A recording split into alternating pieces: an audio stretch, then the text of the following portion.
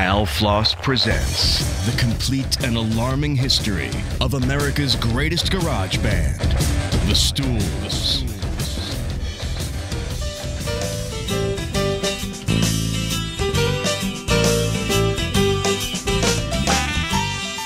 I think the Stools' first album will always be my favorite, as it brings us back to a simpler time.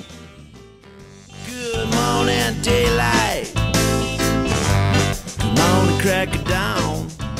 Your music snobs see the early days of rock and roll as a bunch of one-hit wonders, with a few noticeable exceptions. I mean, the 40s had more than their fair share of one-hit wonders. Ozzie Nelson, I'm Nobody's Baby, Rudy Valley, As Time Goes By, Judy Garland and Gene Kelly for Me and My Gal, Skitch Henderson's 5 Minutes More. The list goes on and on. The difference is, and this is a very important distinction, that they were all masters of their craft. Even if they never had chart success again, they could make a living playing music. Good morning, clock radio. Musician was a viable career option in the 40s, even if you weren't a star. But all that started to change for various societal and economic reasons in the 50s. Brought about mostly by all these truckers who were able to order a mail-order guitar and learn 3 chords and could rhyme moon with June and have a regional, if not national, hit. Now, when the public moved on from their song after a week or two, the one-hit wonders of the 50s were left with absolutely nothing. You know, there was no money left, there was no royalties. They had blown any advance they had possibly had.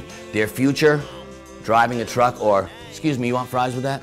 Well, it wasn't like they could catch on with another band like musicians could back in the 20s, 30s, and 40s. I think the reason the Stools stayed together as long as they did is because nobody else would have them.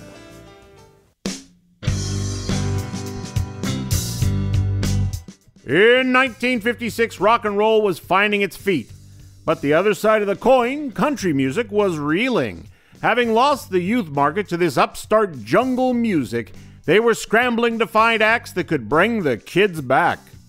One such act was the great Ray Price, a former veterinary student, a war hero, with a Texas shuffle sound featuring a fiddle, steel guitar, electric bass, and a swinging 4/4 rhythm. His song Crazy Arms was to capture the hearts and wallets of America, reaching #1 on the Billboard charts in June of 1956 and lasting 20 weeks. Not everyone was happy with Crazy Arms' success. Howsoever, the Stools' country song was kept off the charts. Al Floss wrote a scathing editorial that was picked up by UPI, the United Press International, claiming Billboard and more specifically, founder James Hannigan was cooking the books to inflate Crazy Arms numbers. I can't really comment on that in this context. Now, Billboard had printed a number of articles about Al Floss's shady practices, and the argument continued until some ethnic friends of Al's who were in the jukebox industry said, listen, enough. I don't remember any conversations like that. No comment. And the Stools song that touched off this powder keg was the first single off their debut album, The Sheriff's Gone. Wife's gone to her mother's to help put her dad in the ground. She's heading on the wrong pony on the Carmen merry-go-round. Sheriff's gone, one more round. Sheriff's gone, one more round. Sheriff's gone, one more round on me. She left me 20 bucks, some dinners that were frozen. I fed them to the ducks. I hit the ATM. Sheriff's gone, one more round. Sheriff's gone, one more round. Sheriff's gone, one more round on me. Now this bar don't get hopping until about noon o'clock.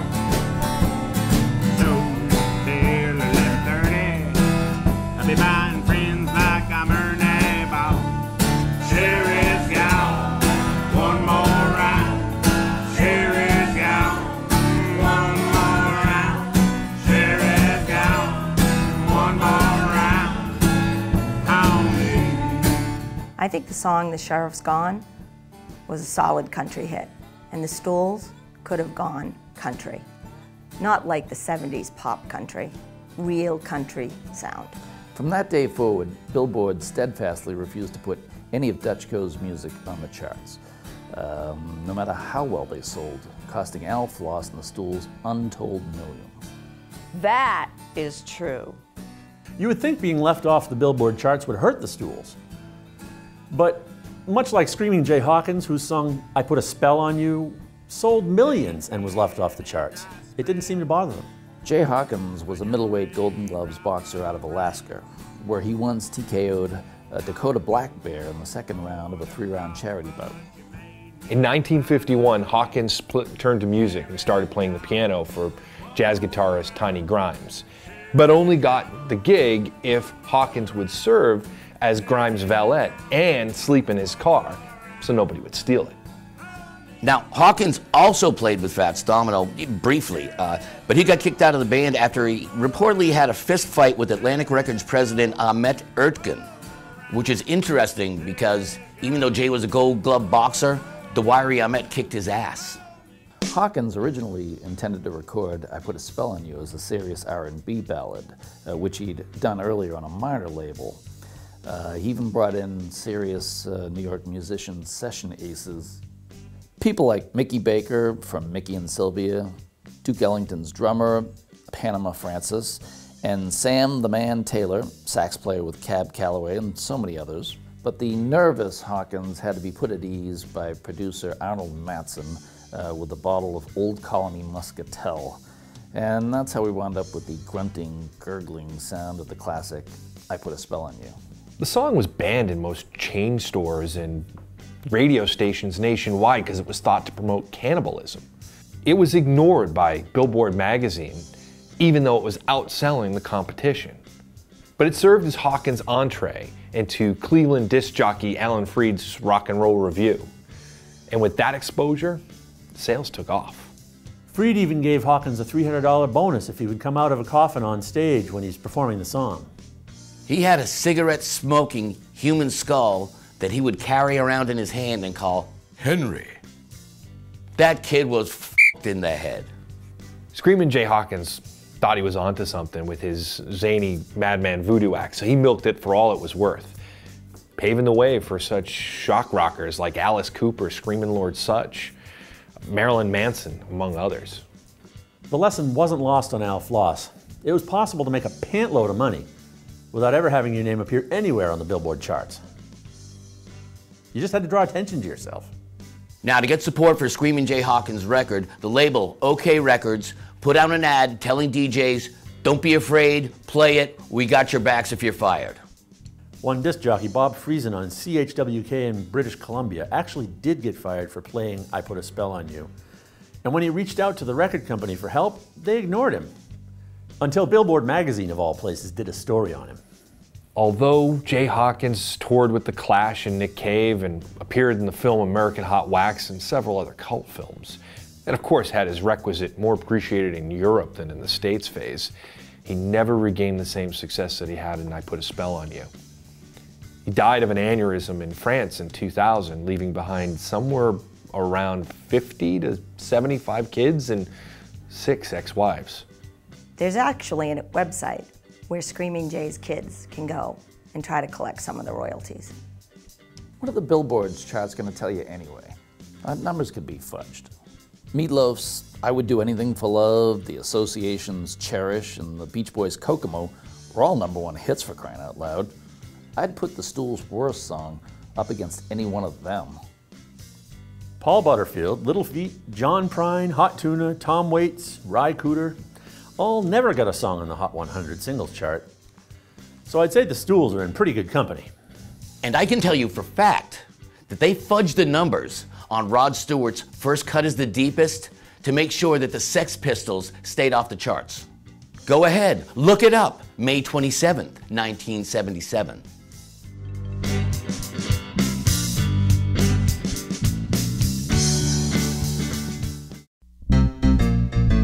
In March of 1956, the fickle finger of fate started poking the Stools forward once again. A 23-year-old Carl Perkins had just broken through with his hit song Blue Suede Shoes. On his way to an appearance on the Perry Como Show in New York, the driver of the car Perkins was riding in, one Dave Stewart, fell asleep at the wheel near Dover, Delaware, and slammed into the back of a pickup truck. Dave Stewart was killed. Now, Perkins' brother, who was also in the band, got seriously hurt. Carl Perkins broke his arm and cracked his skull, seriously derailing his career. The music industry has always been a tight-knit community. Even before Perkins was placed in the ambulance, Al Floss and fellow manager Colonel Tom Parker snapped into action.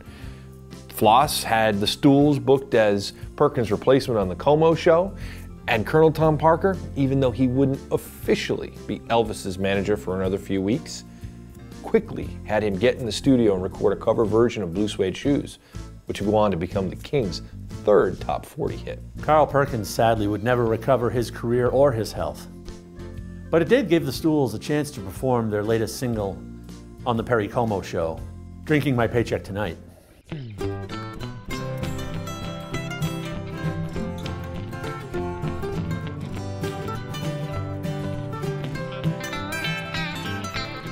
Well, there were no ifs, but I'd been working double shifts. It'd been a month since I seen the daylight.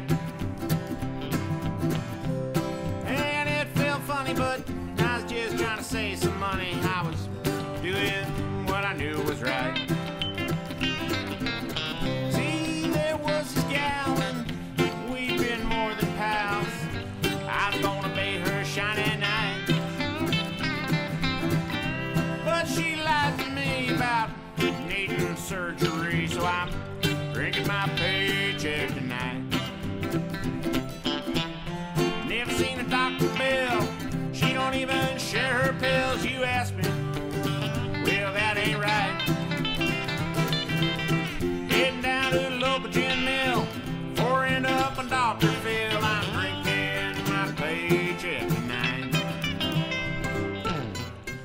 An interesting side note, though he died in the car accident, Dave Stewart would become one half of the successful group The Eurythmics, going on to write for Tom Petty, Mick Jagger, and Ringo Starr, and many others. The Stools' debut album, Draconian Measures, 1956, was mostly cobbled together singles that they recorded in between live shows. But Elvin Anderson did manage to craft one tune in Italy with Ennio Morricone, while the band was forced off the road, while Cosmo Dittmar could answer some maternity and animal cruelty charges in a Boston court. Morricone, of course, was the composer of the Italian state-run television station RAI. He would go on to score Sergio Leone's spaghetti westerns, among many other films. The song the two worked on was the iconic 8th of May.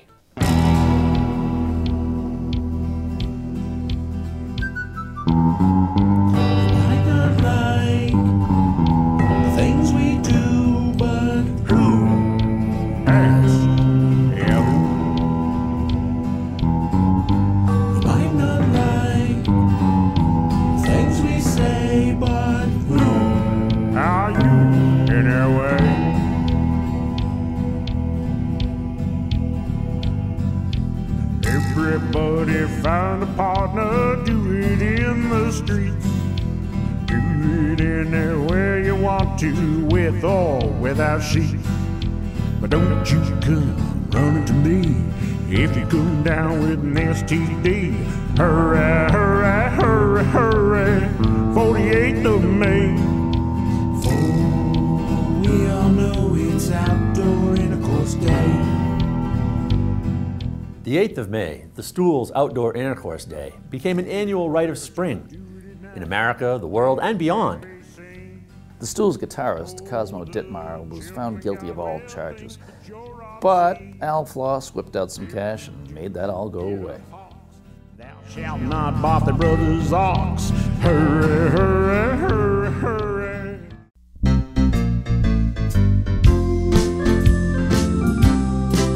Now, while the 8th of May get all the attention, my personal favorite is Cry Hard, Cry Fast, a pioneering album my favorite track.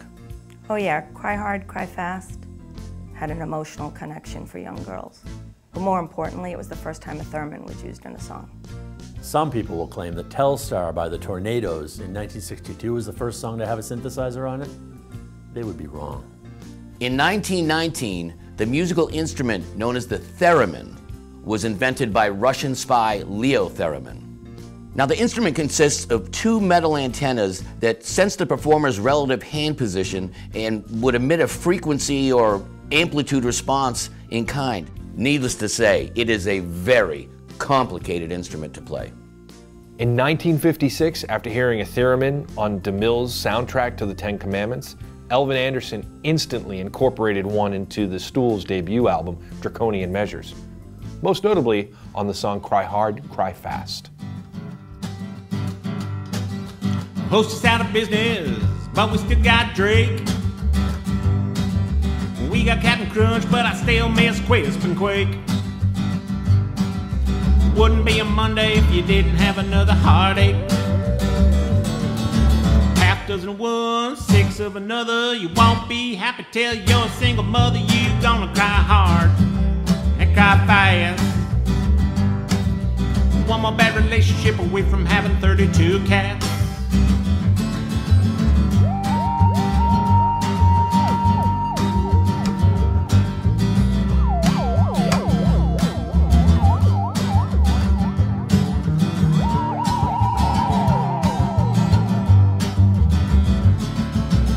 Been bitten so many times, your name should be Schwinn. Got your engine running down up to the motor end. Then come wobbling home like a pretty little skittle pen. This one said he loved you, snuggled for an hour. Said later on crouton, once you hit the shower, you're gonna cry hard and cry fast. One more bad relationship away from having 32 cats.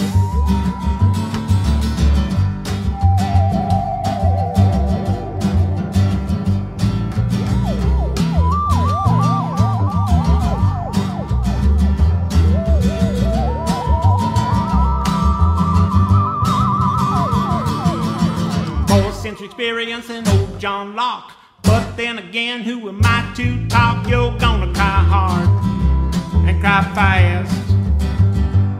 You're just one more relationship away from having 32 cats. Yeah, you're one more bad relationship away from having 32 cats. One more bad relationship away from having 32 cats. A decade later, Paul Tanner, a former trombone player with the Glenn Miller Band, would play a theremin-like instrument on a handful of songs for Brian Wilson and the Beach Boys. But we can credit the Stools for first introducing the theremin to rock and roll. By the way, the tune Telstar was ripped off from the French film Austerlitz. Just saying. See, Abe Gantz's Austerlitz wasn't released until 1965, so it is highly unlikely that anyone from the Tornadoes was listening to it in 1962. That said, Leslie Caron was fabulous in that picture. In March of 1956, Al Floss booked the Stools as part of a 43-show in 30 cities in just 31-day tour with June Christy, the Four Freshmen, and Nat King Cole with the Ted Heath Orchestra. June Christy was a great jazz singer who's been totally overlooked by history.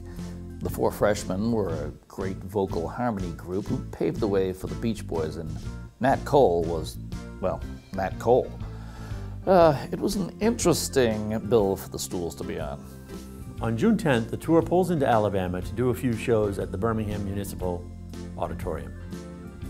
A whites-only early show, and then a blacks-only later show, because, you know, it's the South in the 50s.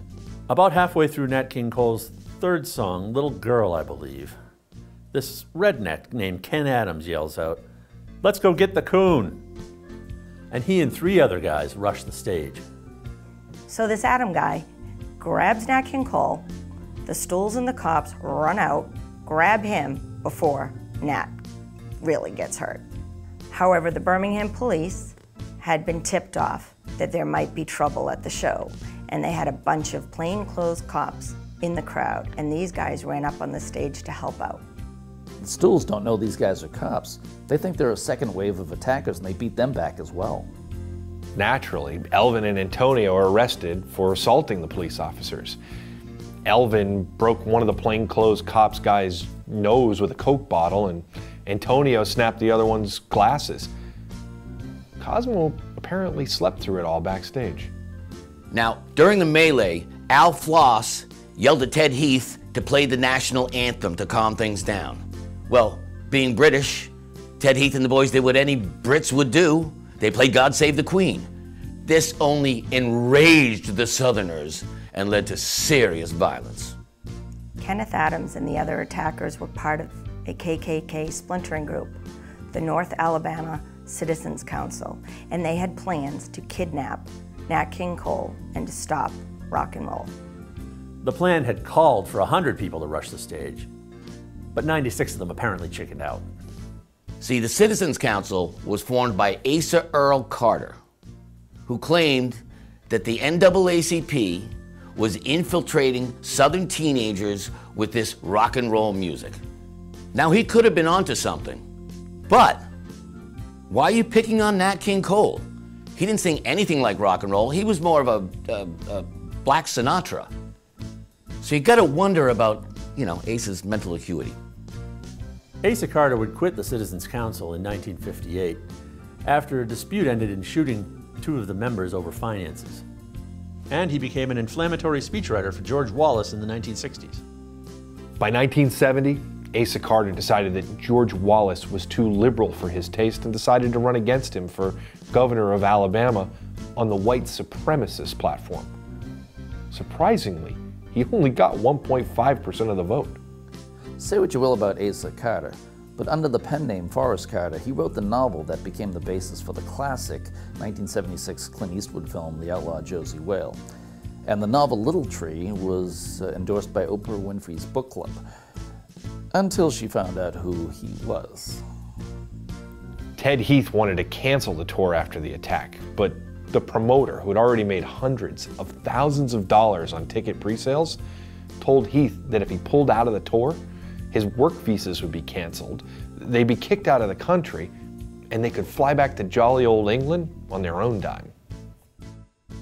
Television had a hard time figuring out how to do music in the 50s. There was a show out of Detroit run by a couple of DJs, Pat and Johnny, who basically would just focus on images of house pets, like rabbits and fish, while they played the music. Whirligig out of Philly would show an oscilloscope as the song played. The Stools' early TV appearances were an extension of this, where they would show random images, much like what REM ended up doing in their early videos more recently. But Al Floss had a good reason for keeping the Stools' faces hid. And what could that reason be? Find out next time when the complete and alarming history of America's greatest garage band, the Stools, continues. Join us then, won't you?